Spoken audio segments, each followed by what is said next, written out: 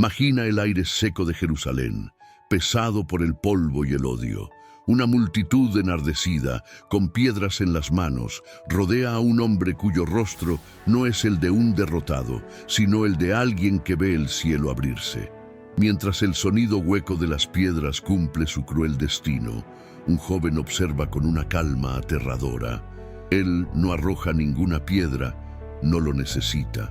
Las ropas de los asesinos yacen a sus pies, y su mirada de aprobación es la sentencia misma. En ese instante, él es la personificación del orden, de la ley y de la furia contra una fe que ha jurado destruir.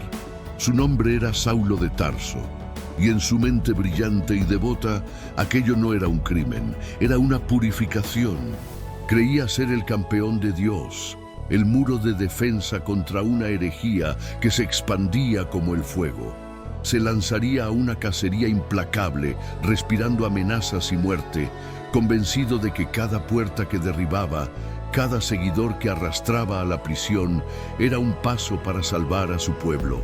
Él solo no sabía que el Dios en cuyo nombre cazaba estaba a punto de cambiar las reglas del juego, y que en el polvoriento camino a Damasco, el cazador estaba a punto de convertirse en la presa de una gracia tan violenta e inesperada como su propia furia. El hombre que cayó bajo aquella lluvia de piedras se llamaba Esteban. Su crimen no había sido robo o asesinato, sino palabras. Palabras que, para los oídos del Sanedrín, el concilio supremo de los líderes judíos, sonaban más peligrosas que cualquier puñal. Se había atrevido a recontar la historia de Israel no como un cuento de gloria, sino como una larga crónica de desobediencia, una tradición de traicionar a los profetas que Dios les enviaba. Y entonces, con el fuego del Espíritu en sus ojos, asestó el golpe final, acusando a los hombres más poderosos de la nación de ser ellos los verdaderos traidores, los que habían recibido la ley de Dios por manos de ángeles, pero no la obedecieron. Y peor aún, habían asesinado al justo, al Mesías que todos esperaban. La acusación quedó suspendida en el aire, insoportable, y la fina capa de civilidad del concilio se quebró. Crujieron los dientes, un sonido animal de furia contenida, y cuando Esteban alzó la vista y declaró ver los cielos abiertos y al Hijo del Hombre de pie a la diestra de Dios, la furia explotó. Para ellos era la blasfemia definitiva. Un carpintero de Galilea, ejecutado como un criminal por el Imperio Romano, siendo colocado junto al Dios Altísimo, era un insulto a la majestad divina, una afrenta a su teología y a su identidad. Se taparon los oídos como si las propias palabras pudieran contaminarlos y arrastraron a Esteban fuera de la ciudad. Y allí Saulo observaba. Él veía la escena no con horror, sino con una especie de sombría satisfacción. Veía la justicia de la ley siendo cumplida. Cada piedra que volaba era para él un argumento teológico. Cada grito de dolor era la prueba de la rectitud de su causa. No veía a un mártir, veía a un hereje siendo borrado, un tumor siendo extirpado del cuerpo sagrado de Israel. La serenidad en el rostro de Esteban, su último aliento pidiendo perdón por sus ejecutores, no lo conmovió. Al contrario, solo lo convenció de la naturaleza peligrosamente seductora de aquella nueva secta. Era una enfermedad que hacía a los hombres sonreír ante su propia muerte, y por eso debía ser erradicada con aún más urgencia y sin piedad alguna. La muerte de Esteban no fue el fin de un problema. Para Saulo fue el llamado a la guerra. Para entender la fuerza que movía a este hombre, es necesario viajar en el tiempo, no a Jerusalén, sino a la ciudad de Tarso. No era una aldea polvorienta de Judea. Tarso era una encrucijada del mundo, una metrópolis vibrante en la costa de la actual Turquía, un centro de cultura y filosofía griega que rivalizaba con Atenas y Alejandría. Era una ciudad universitaria, llena de retóricos y pensadores, donde las ideas de Oriente y Occidente se encontraban y colisionaban. Saulo creció en este ambiente. No era un campesino ignorante, era un hombre de mundo, un intelectual, y poseía algo que lo distinguía de la mayoría de sus compatriotas judíos: la ciudadanía romana. Ser ciudadano romano era tener un escudo invisible. Era un estatus de privilegio, protección y acceso. Significaba que no podía ser azotado ni ejecutado sin un juicio justo ante las autoridades imperiales. Él cargaba consigo esa doble identidad: un judío devoto de la tribu de Benjamín, heredero de las promesas de Abraham, y al mismo tiempo un ciudadano del imperio que ocupaba su tierra natal. Esta complejidad forjó en él una mente afilada, capaz de navegar en diferentes mundos, de hablar diferentes idiomas, de pensar con una lógica rigurosa que más tarde se convertiría en la marca de sus cartas. Pero el corazón de su identidad no era romano, era fariseo. Hoy, la palabra fariseo es casi un insulto, sinónimo de hipocresía. Pero en la época de Saulo, ser un fariseo era una vocación de inmensa seriedad y pasión. Eran un movimiento de laicos, no de la élite sacerdotal, dedicados a vivir cada detalle de la Torá, la ley de Dios, en la vida cotidiana. Creían que la santidad no pertenecía solo al templo, sino que debía llenar cada hogar, cada comida, cada momento. Creían en la resurrección de los muertos, en ángeles y demonios, en la intervención directa de Dios en la historia humana. Y Saulo era un fariseo de fariseos. Él no solo seguía la ley, era consumido por ella. Su celo era su rasgo más distintivo, una llama que ardía intensamente. Había ido a Jerusalén a estudiar a los pies del más grande maestro de su tiempo, el rabino Gamaliel. Gamaliel era nieto del legendario Hillel y era conocido por su sabiduría y moderación.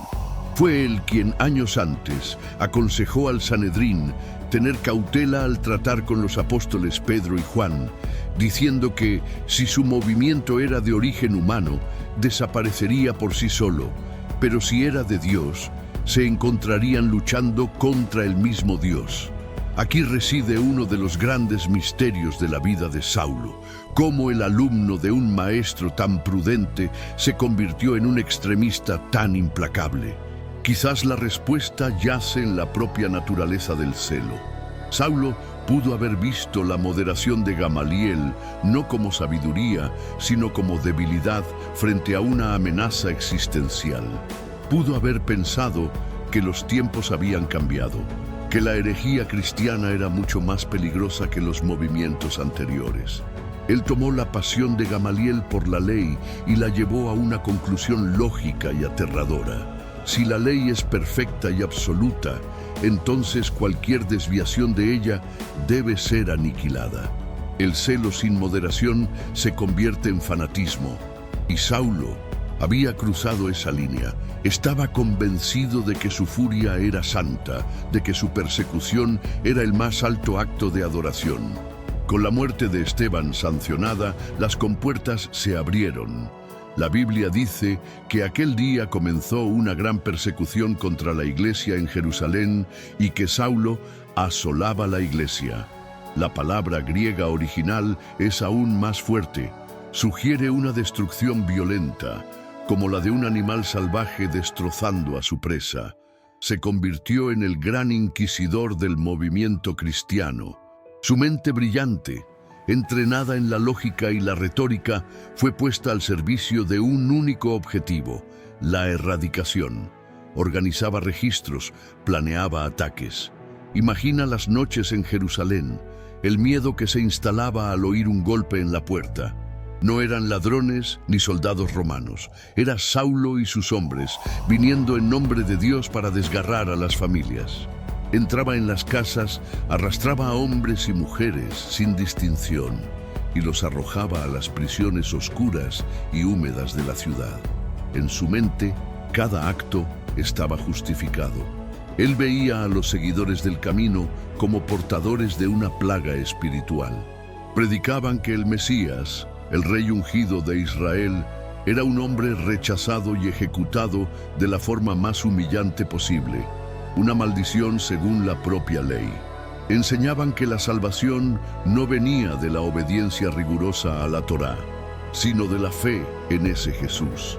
Para Saulo esto era una anarquía espiritual, una traición a todo lo que sus ancestros habían luchado por preservar. Se veía a sí mismo como un cirujano extirpando un cáncer para salvar al paciente.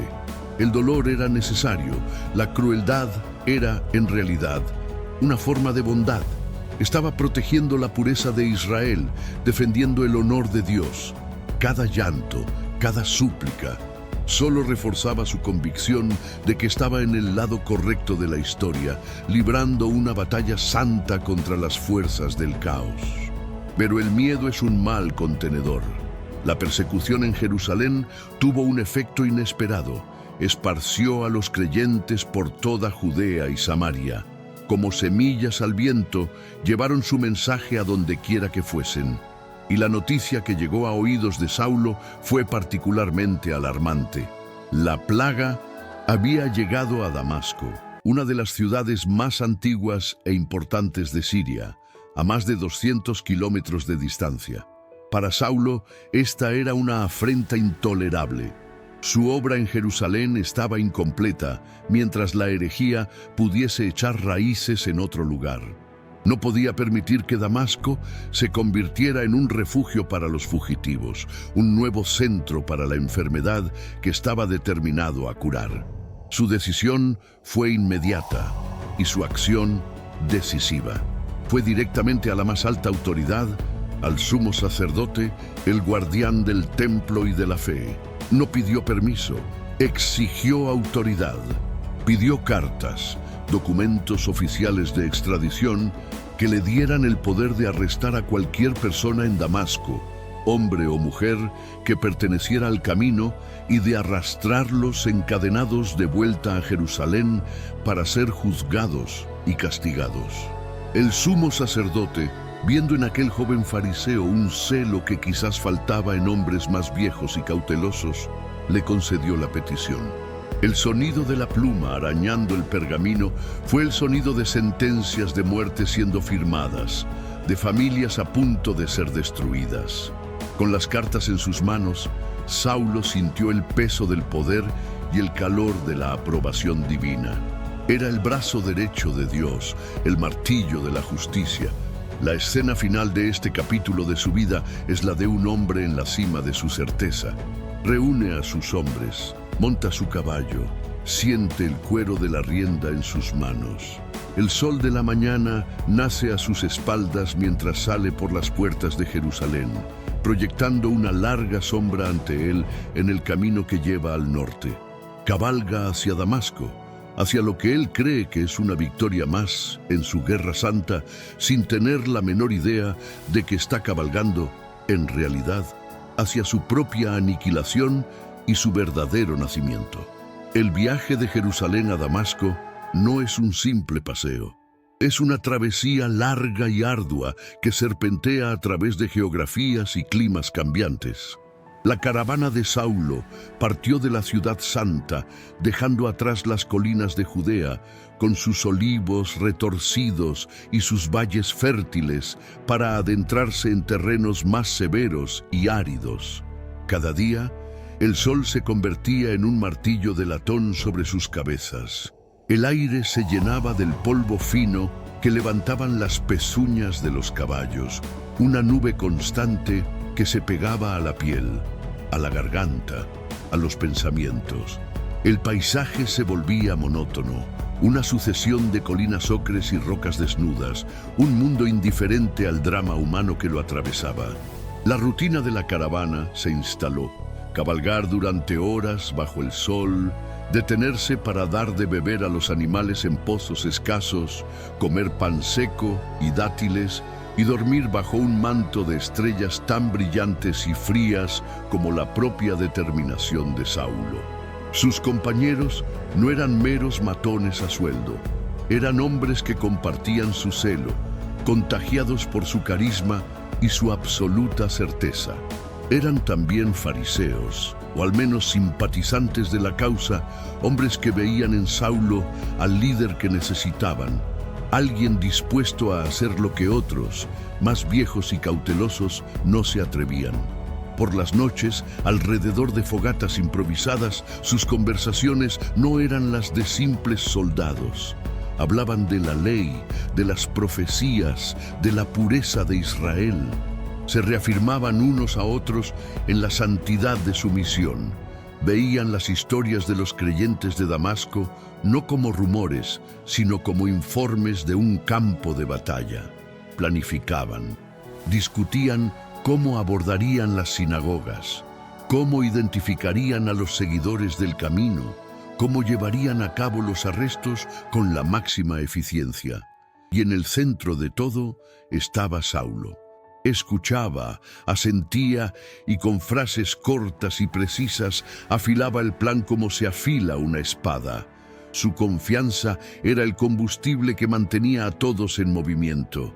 Pero es en el silencio de la mente de Saulo donde se libraba la verdadera preparación. Durante las largas horas a caballo, su mundo interior era un torbellino de actividad. No era un hombre dado a la duda o a la introspección ociosa. Su mente era una herramienta y la usaba para planificar, para anticipar, para ensayar. Visualizaba su entrada en Damasco, la presentación de las cartas del sumo sacerdote, el miedo en los ojos de los líderes de la sinagoga al verse obligados a cooperar. Imaginaba las redadas nocturnas, el rostro de los herejes al ser confrontados no por un enemigo, sino por la justicia misma de Dios. En sus oraciones diarias no pedía perdón ni guía, pedía fuerza y éxito. Señor, Dios de Abraham, de Isaac y de Jacob, rezaba en silencio, dame la fuerza para purgar tu tierra de esta blasfemia. Haz de mi brazo tu martillo, de mi voz tu trueno, que tu nombre sea santificado y que tus enemigos sean esparcidos. No había en él un ápice de incertidumbre. Cada paso que daba su caballo sobre el camino polvoriento era para él un paso de la fe. Una fe sólida, inquebrantable, construida sobre la roca de la ley y la tradición. Él era un anticuerpo en el torrente sanguíneo de Israel, atacando un virus que amenazaba con matar al huésped. El amor que estos nazarenos profesaban, su discurso sobre la gracia y el perdón, le parecían una debilidad peligrosa, un sentimentalismo que corrompía la estructura robusta y exigente de la verdadera piedad. El amor de Dios, para Saulo, era un amor severo, un amor que exigía una obediencia absoluta y que castigaba la desviación sin vacilar. Y él era el instrumento de ese amor severo. Con cada kilómetro que dejaba atrás, la cuerda de su celo se tensaba más y más, lista para disparar su flecha en el corazón de la comunidad de Damasco. La victoria, para él, no era una posibilidad. Era una certeza teológica. Tras casi una semana de viaje, el paisaje comenzó a cambiar una vez más. El desierto cedía el paso a una tierra más verde, irrigada por los ríos Abana y Farfar que descendían de las montañas. A lo lejos, en el horizonte, como una joya engastada en el verde, apareció la silueta de Damasco. La ciudad oasis, una de las más antiguas del mundo, un premio para los viajeros del desierto. Para los hombres de la caravana, era el final de un viaje agotador. Para Saulo, era el principio del fin de su enemigo. El sol estaba en su punto más alto, el mediodía, un momento del día en que las sombras desaparecen y todo queda expuesto bajo una luz implacable. Se acercaban a la ciudad, la victoria casi al alcance de la mano, el plan a punto de ejecutarse. Fue entonces, en el instante de máxima confianza, en el cenit del día y de su propia arrogancia, cuando el cielo se rompió. No fue un relámpago. Un relámpago es una herida fugaz en las nubes. Esto fue diferente. Fue como si el propio sol se desprendiera del firmamento y cayera sobre ellos. Una luz no amarilla ni blanca, sino de una pureza y una intensidad que no pertenecían a este mundo. los envolvió. Era una luz más brillante que el sol del mediodía, una luz que no iluminaba, sino que consumía. Tenía peso, tenía presencia. Era un fuego líquido que lo inundó todo, borrando el paisaje, el cielo a sus propios compañeros. Los caballos relincharon de pánico, encabritándose, arrojando a sus jinetes al suelo. Los hombres gritaron, cubriéndose los ojos, cegados y aterrorizados por un fenómeno que desafiaba toda explicación. Cayeron al suelo como marionetas a las que les hubieran cortado los hilos, desorientados, el mundo reducido a un resplandor insoportable y un zumbido que parecía vibrar en sus huesos. Pero la experiencia de Saulo fue única. Él era el epicentro. La luz no solo lo rodeó, sino que se enfocó en él como un rayo, derribándolo del caballo con una fuerza invisible y arrojándolo al polvo del camino. Quedó inmovilizado, clavado al suelo no por un peso físico, sino por la pura densidad de aquella gloria. Por primera vez en su vida, el hombre de acción incesante estaba completamente paralizado. Por primera vez, el intelectual soberbio se enfrentaba a algo que su mente no podía procesar, categorizar ni refutar. El calor era intenso, la presión sobre su cuerpo, abrumadora. Y entonces, la luz se concentró en sus ojos y sintió una punzada de dolor agudo, como si dos agujas incandescentes le perforaran las pupilas. Y la luz exterior fue reemplazada por una oscuridad interior, absoluta y total. Estaba ciego. En medio del caos y el resplandor, surgió el silencio. Un silencio antinatural. Y en ese silencio, una voz. No era una voz que golpeara sus tímpanos desde fuera, sino una que florecía directamente en el centro de su ser. Una voz que no necesitaba gritar para ser escuchada por encima de cualquier estruendo. Era una voz que lo conocía, que sabía su nombre, y lo llamó, no con la ira de un rey ni con el grito de un general, sino con una intimidad casi dolorosa, una tristeza que lo desarmó por completo. Saulo, Saulo. La repetición de su nombre era como la mano de un padre sobre el hombro de un hijo descarriado. Y después de su nombre, llegó la pregunta. La pregunta que se convertiría en el eje sobre el cual giraría el resto de su vida y en gran medida la historia del mundo occidental. La voz no preguntó, ¿por qué persigues a mi gente? O ¿por qué atacas a mis seguidores? La pregunta fue infinitamente más personal, más directa, más devastadora. ¿Por qué me persigues? En esas tres palabras, el universo teológico de Saulo de Tarso se hizo añicos. Él, que había dedicado su vida a servir y proteger a Dios, ahora era acusado por una voz celestial de ser un perseguidor. Y no un perseguidor de hombres, sino de la propia entidad divina que le hablaba. La lógica de Saulo se cortocircuitó. Perseguirte a ti, yo te sirvo, yo lucho por ti, yo destruyo a tus enemigos en tu nombre. El yo de la voz implicaba una identificación total entre el que hablaba y aquellos a quienes Saulo cazaba. Atacar a los cristianos era atacar a su Señor. Herirlos a ellos era herirlo a Él. Esta idea era tan extraña, tan radical, tan contraria a todo lo que Saulo sabía, que su mente no podía asimilarla. Solo pudo balbucear una respuesta, la única posible para un hombre que yace ciego e indefenso bajo una autoridad innegable. Su pregunta no fue un desafío, sino una súplica desesperada por entender. ¿Quién eres, Señor? El uso de la palabra Señor, Kyrios, en griego, era instintivo. Era el reconocimiento de que quienquiera que fuese estaba ante la presencia de lo divino. Y entonces la voz pronunció la sentencia final, las palabras que completaron la demolición de su alma y plantaron la semilla de un nombre nuevo. Yo soy Jesús, a quien tú persigues. Imagina el impacto de ese nombre en la mente de Saulo. Jesús, el nombre de su archienemigo. El nombre del carpintero nazareno, del predicador itinerante, del blasfemo ajusticiado, del Mesías fallido, cuya secta él había jurado borrar de la faz de la tierra.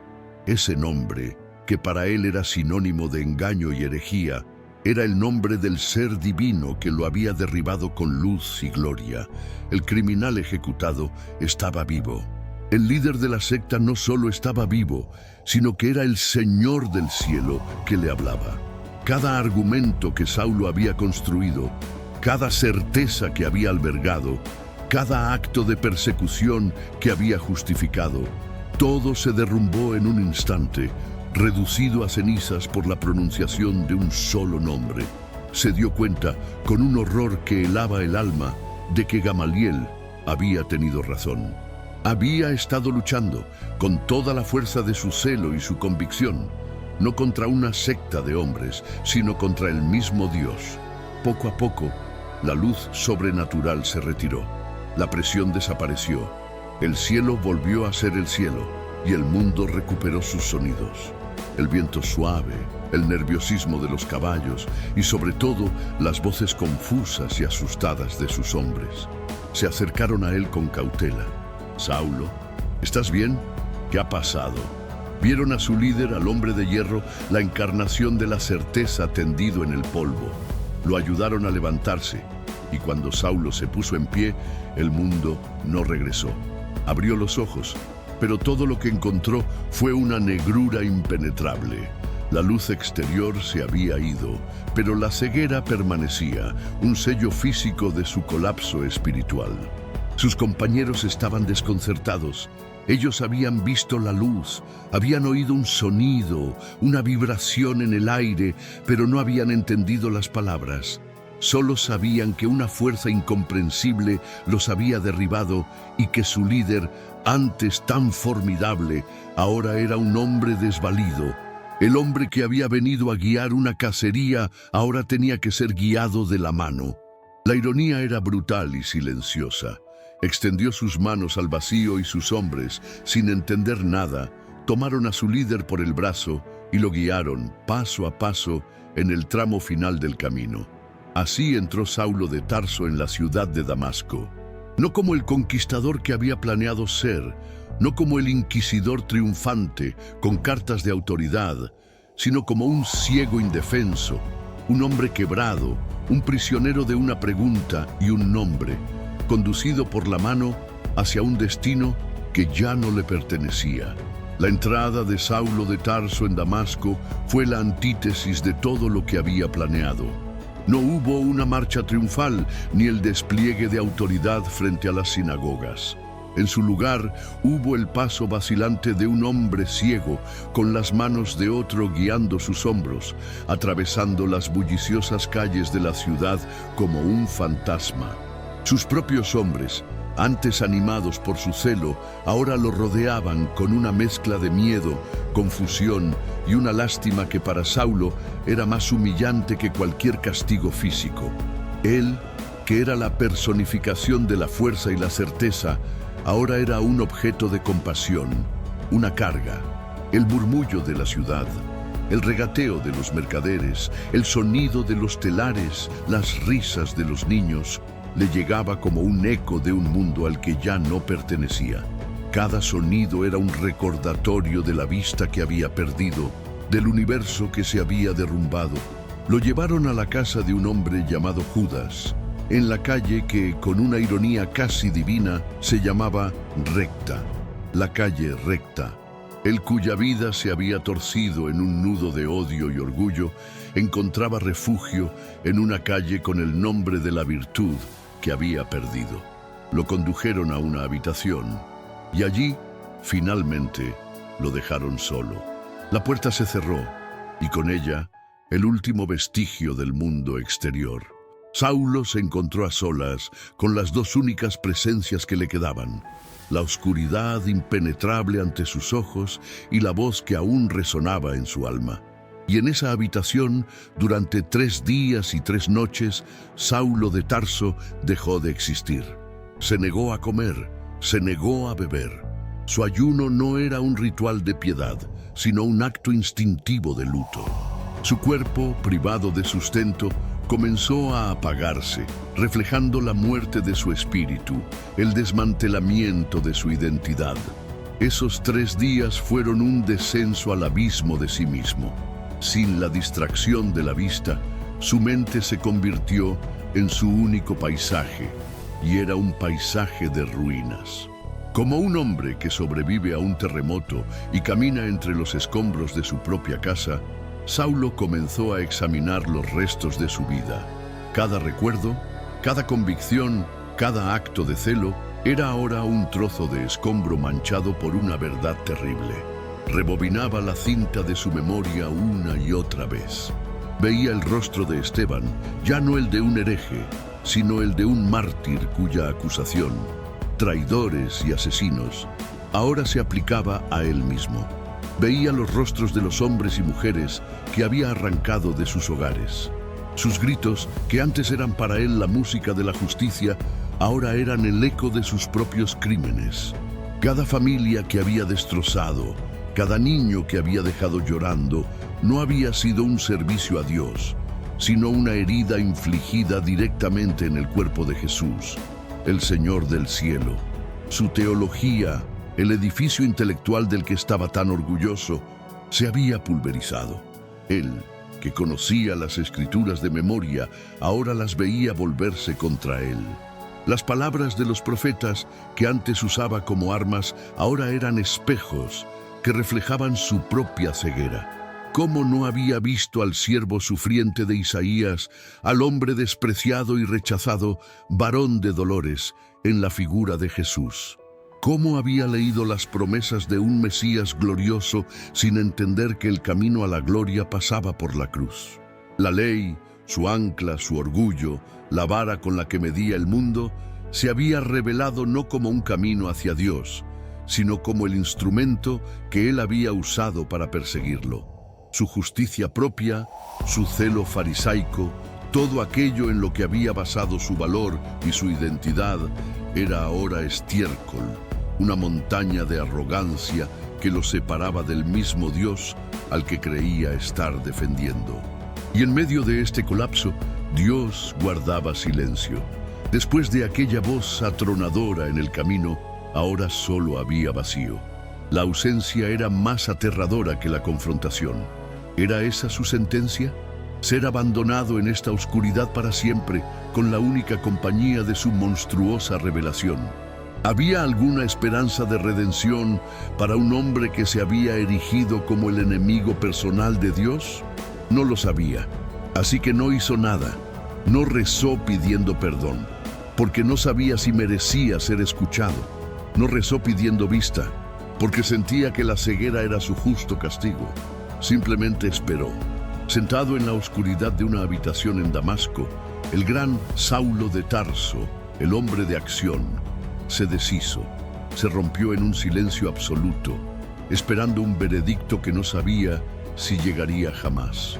Estaba en el purgatorio, un crisol donde el viejo hombre, el hombre de orgullo y violencia, tenía que ser quemado hasta las cenizas para que algo nuevo, cualquier cosa, tuviera la oportunidad de nacer. Mientras Saulo se consumía en su oscuridad, la luz de la historia se desplaza a otra parte de la ciudad, a la vida de otro hombre. Un hombre llamado Ananías. Ananías no era un líder ni un apóstol famoso.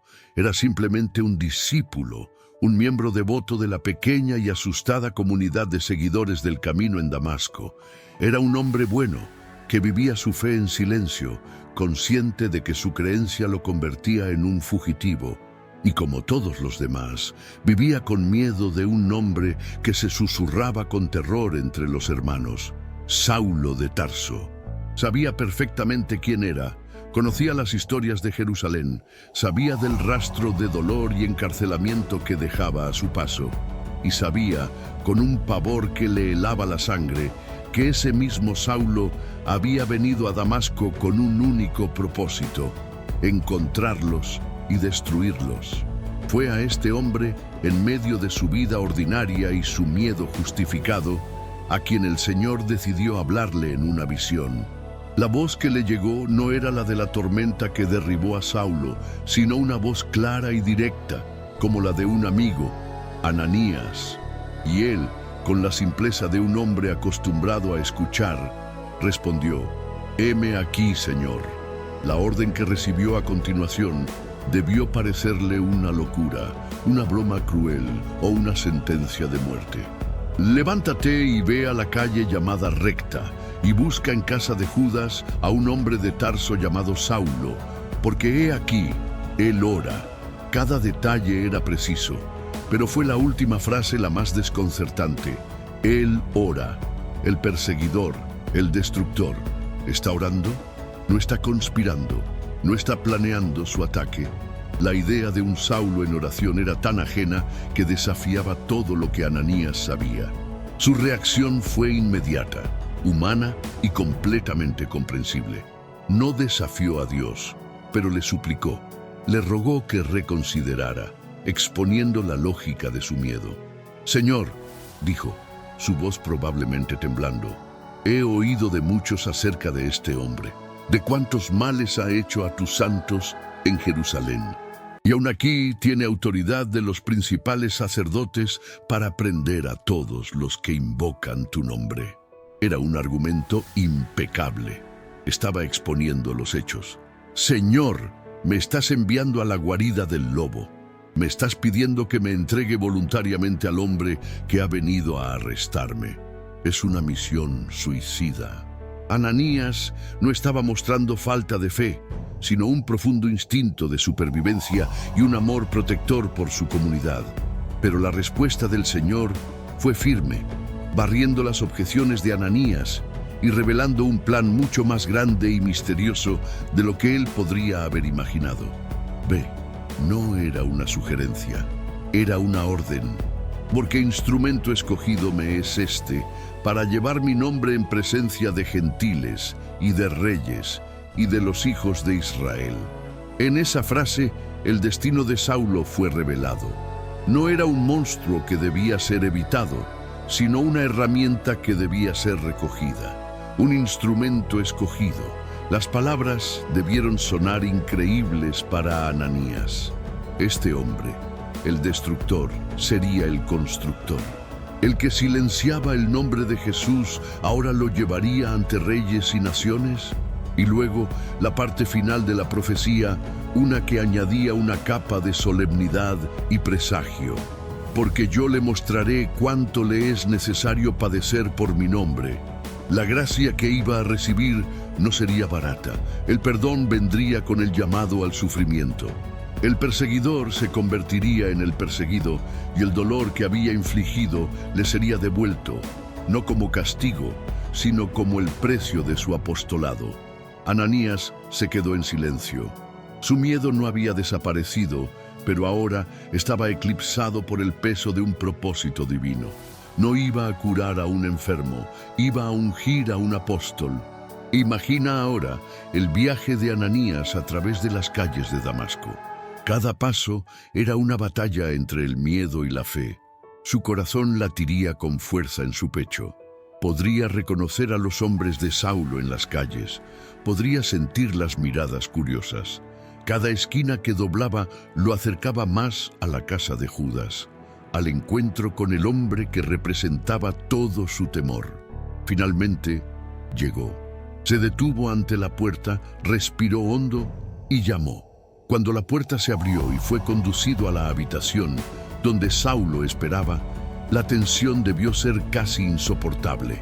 Entró, y sus ojos, acostumbrados a la luz del día, tardaron un momento en ajustarse a la penumbra de la habitación, y entonces lo vio. El temible Saulo de Tarso, el león de la tribu de Benjamín, estaba sentado en silencio, una figura encorvada, inmóvil, con los ojos vacíos y sin vida, la imagen de la impotencia. Toda la ferocidad, toda la arrogancia había desaparecido, reemplazada por una quietud rota y expectante. Saulo, por su parte, oyó los pasos, oyó la puerta abrirse. No sabía quién era. Podría ser uno de sus hombres, viniendo a informarle de algo. O podrían ser sus enemigos, los discípulos de Jesús, habiéndolo encontrado en su momento de máxima debilidad para ejecutar su venganza. Estaba completamente a merced de quienquiera que hubiese entrado en esa habitación. Ananías se acercó, vio al hombre que había sido la causa de sus pesadillas. Sintió el miedo, pero también la compasión y el mandato de Dios. ¿Qué le dices a tu peor enemigo en un momento como este? Ananías no pronunció palabras de acusación, ni de triunfo, ni de juicio.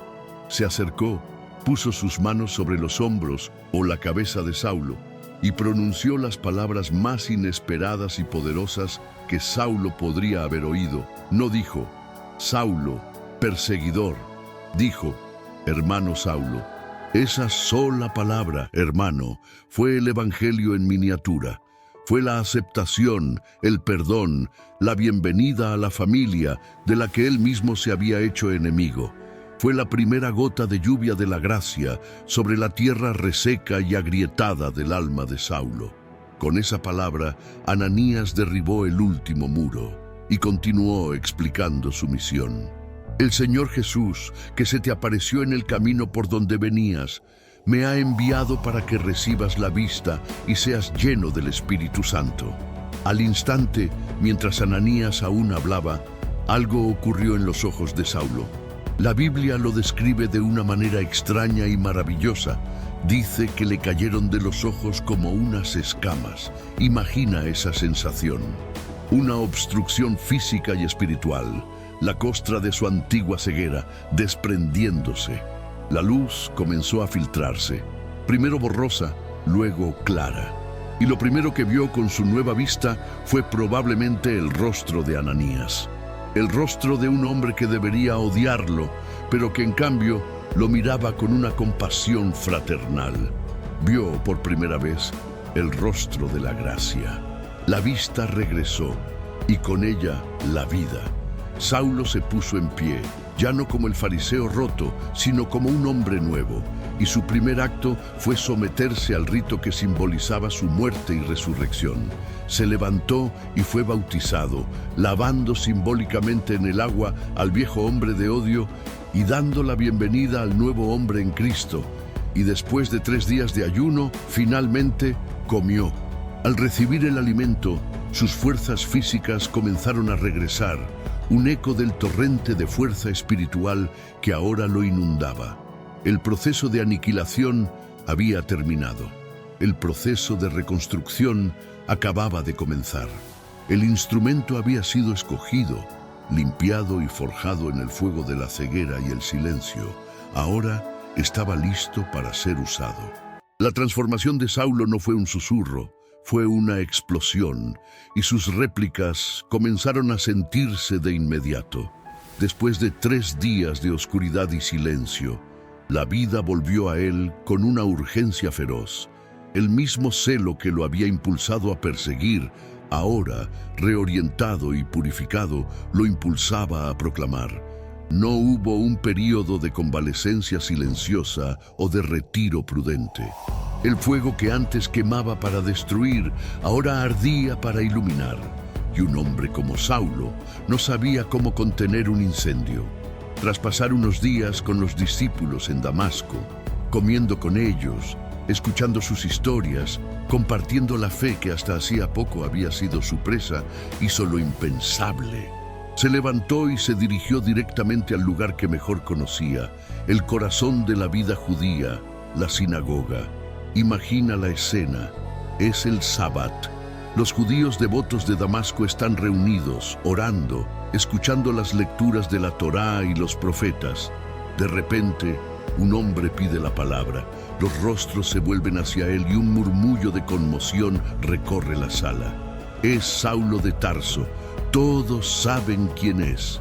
Su reputación lo precede. Es el hombre de Jerusalén, el agente del sumo sacerdote, el martillo de los fariseos enviado para aplastar la herejía nazarena. Esperan un discurso de condena, un llamado a la pureza, una orden para identificar y entregar a los traidores. Se acomodan en sus asientos, algunos con miedo, otros con una sombría expectación. Saulo se para frente a ellos, el mismo hombre, con la misma postura erguida, la misma mirada intensa. Pero cuando abre la boca, las palabras que salen no son las que nadie esperaba. No habló de la ira de Dios contra los herejes. Habló del cumplimiento de las promesas. Con la misma lógica afilada con la que antes condenaba, ahora construía. Usando las mismas escrituras que todos ellos veneraban, comenzó a tejer un argumento irrefutable. Tomó los salmos de David, las profecías de Isaías, los escritos de Jeremías y demostró, con la precisión de un erudito y la pasión de un converso, que todo apuntaba a una sola verdad, que el Mesías debía sufrir, morir y resucitar, y que ese Mesías, ese Hijo de Dios, no era otro que Jesús de Nazaret. Declaró que el hombre a quien él mismo había perseguido, en la persona de sus seguidores, era, de hecho, el cumplimiento de toda la esperanza de Israel. Cada palabra era una bomba teológica en el santuario de su antigua fe. La reacción fue un silencio atónito, seguido de una ola de incredulidad y confusión. La gente se miraba, susurrando: ¿no es este el que asolaba en Jerusalén a los que invocan este nombre? ¿No es el mismo hombre que vino aquí precisamente para llevarlos atados ante los principales sacerdotes? Era incomprensible. Algunos pensaron que debía ser una estratagema, una trampa increíblemente astuta para hacer que los verdaderos creyentes se rebelaran. ¿Cómo podía el campeón de la ortodoxia haberse convertido de la noche a la mañana en el pregonero de la herejía? La mente de sus oyentes no podía procesar una transformación tan radical. Lo que Saulo ofrecía era tan ilógico para ellos como si el sol hubiera decidido salir por el oeste. Pero él continuaba, su voz ganando fuerza, confundiendo a los judíos que moraban en Damasco, probando que Jesús era, sin lugar a dudas, el Cristo. Pronto, esa confusión inicial comenzó a endurecerse y a tomar dos formas distintas y opuestas: la furia y el miedo.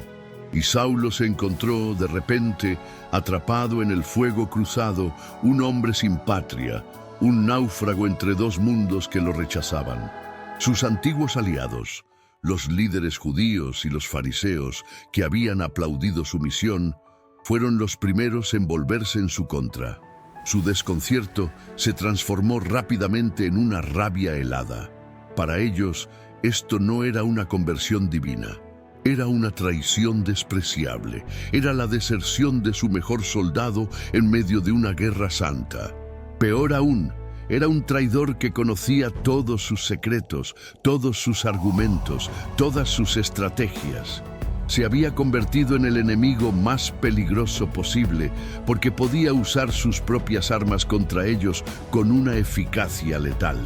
Lo vieron no como un converso, sino como un apóstata, un loco o un agente enemigo. Y la única manera de tratar a un traidor de esa magnitud era silenciarlo para siempre. Por otro lado, estaban sus nuevos hermanos. Aunque Ananías había obedecido el mandato de Dios y aunque los discípulos lo habían acogido y alimentado, la sospecha persistía. Era una suspicacia humana y comprensible. ¿Cómo podían confiar plenamente, de un día para otro, en el hombre cuyo nombre había sido la causa de sus pesadillas? Se movían a su alrededor con cautela. Escuchaban su predicación con asombro, pero también con una reserva temerosa. ¿Y si todo era un engaño? ¿Y si su celo era tan grande que estaba dispuesto a fingir una conversión durante semanas o meses solo para ganar su confianza y luego destruirlos desde dentro? Saulo debió sentir esta desconfianza como un frío sutil en cada interacción. Había renunciado a todo su mundo anterior, su estatus, su reputación, sus amigos, por esta nueva fe, solo para encontrarse con que su nueva familia lo miraba con ojos recelosos. Estaba completamente solo, un exiliado de su pasado y un extraño en su presente. Fue quizás en este periodo de profunda soledad y conflicto en dos frentes que Saulo tomó una decisión sorprendente. En su carta a los Gálatas, escrita años después, él mismo revela que tras su conversión, no subió inmediatamente a Jerusalén para consultar a los apóstoles. En cambio, se fue a Arabia. La Escritura no nos da los detalles de este viaje, pero podemos imaginar su propósito. No fue una huida por miedo, sino un retiro estratégico y espiritual. Después del estallido inicial de su nueva fe y de enfrentarse al rechazo de ambos mundos, necesitaba tiempo. Tiempo para procesar la inmensidad de lo que le había sucedido. Tiempo para que la revelación que había recibido en un instante se asentara en las profundidades de su alma.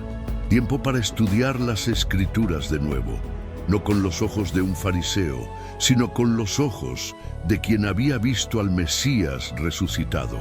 Fue en la soledad del desierto arábigo, el mismo tipo de lugar donde Moisés y Elías se habían encontrado con Dios, donde Saulo probablemente consolidó su teología.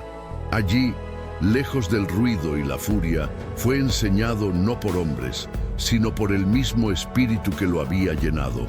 Fue un período de forja, donde el metal de su alma, ablandado por el fuego del camino a Damasco, fue martillado y templado hasta convertirse en el acero de su futuro apostolado.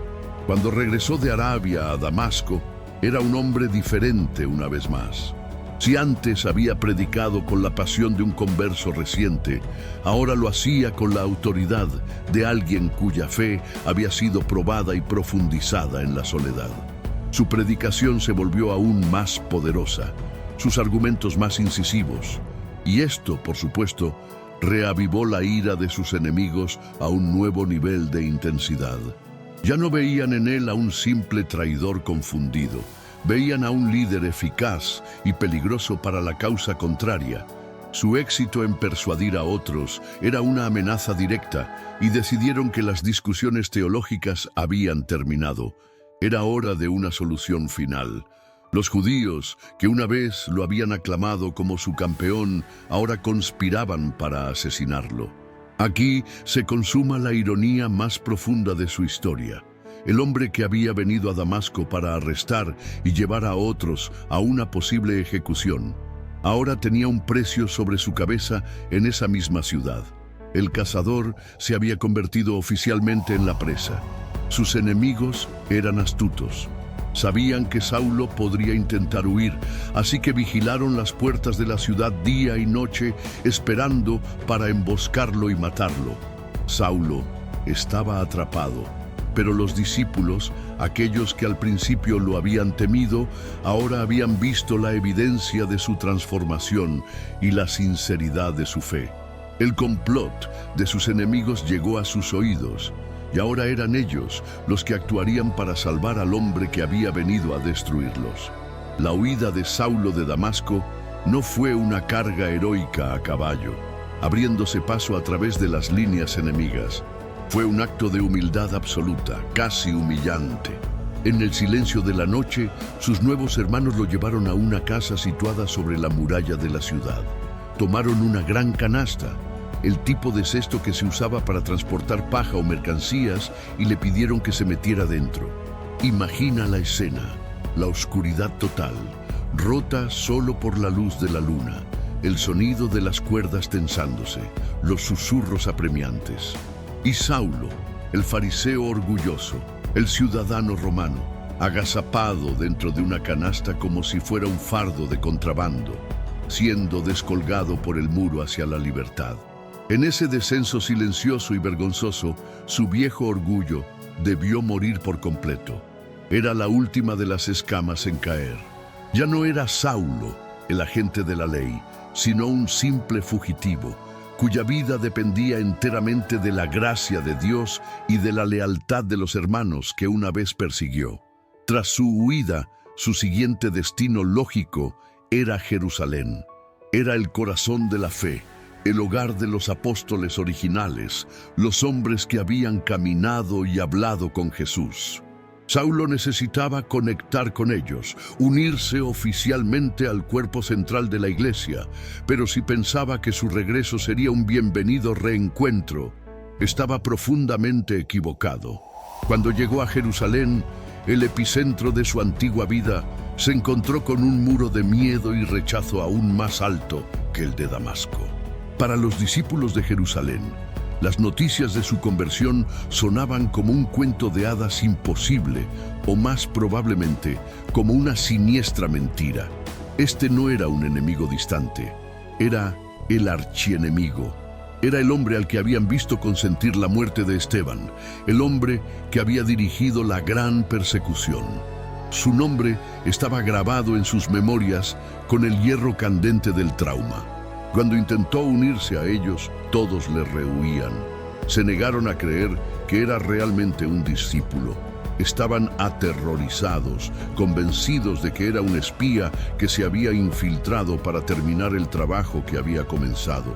Su aislamiento era ahora total y absoluto. Rechazado por su antiguo pueblo como un traidor y ahora rechazado por su nueva familia como un impostor.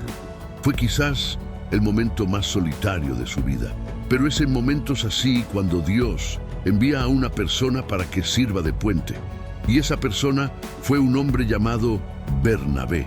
Su nombre significaba hijo de consolación o hijo de ánimo. Y nunca un hombre hizo tanto honor a su nombre.